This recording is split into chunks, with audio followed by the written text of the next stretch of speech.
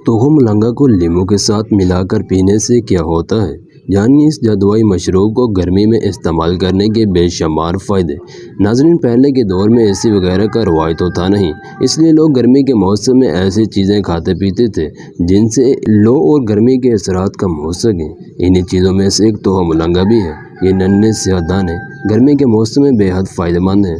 तोहफ़ा मुलंगा को लीमू के साथ इस्तेमाल करके इसके फ़ायदों को कई गुना बढ़ाया जा सकता है। सबसे पहले इसका तरीक़ाकार क्या है, आइए जान लेते हैं। तकरीबन एक खाने का चम्मच तोहफ़ा मुलंगा को प्याले या गिलास में डालें। बीजों में पानी डालकर आधे घंटे के लिए छोड़ दें। अब इसमें एक लीमू निचोड़ कर डाल दें, अच्छी तरह मिक्स करें और पी लें। अब इसके फ़ायदे क्या हैं, आइए जान लेते हैं।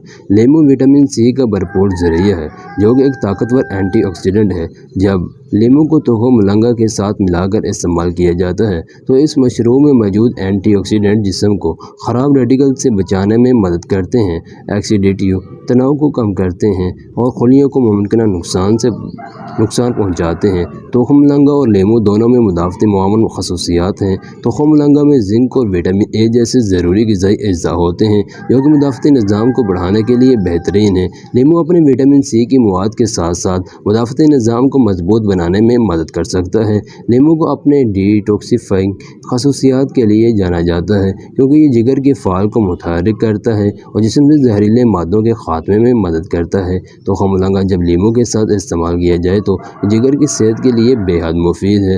नाज़रीन, लीमू और तोहफ़ा मुलंगा सोजिश और जल्द पर एलर्जी के असरात कम करते हैं। तोहफ़ा मुलंगा की तसीर ठंडी होती है। ये चेहरे पर अज़ाफ़ी तेल और जिस्म की गर्मी से होने वाले दानों से भी बचाता है।